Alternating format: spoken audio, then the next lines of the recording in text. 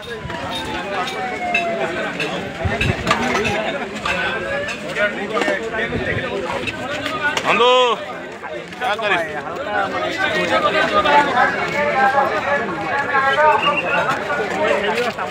Himanshu Kumar Mahanti BJP संगठक टेंगेसिलपुर बैजनाथ मुंडा निर्देश क्रमे आम खबर पाइलु बैजनाथ मुंडा ऑफिस जो बैजनाथ मुंडा ऑफिस खबर पाइलु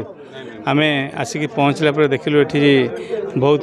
किसी अव्यवस्था है किसी लोक नहीं आसाम लोक नहीं आम छाड़िलु कटक स्टेशन में कटक स्टेशन छाड़ला ये आम चूड़ा चीनी कदली सब देला देखु माने सब वर्गर लोक मैंने अच्छा प्रशासन लेवल रे एसपी कलेक्टर समस्ते अच्छा सहित आमर सांबादिक भाई मैंने अच्छा स्वच्छसेवी अनुष्ठान अच्छा समस्ते आसिक मिसिक सहयोग कर रेस्क्यू कर खबर पाइली जे 2 जन लोक माने गणमाध्यम खबर पाई आसाम माने मिनिमम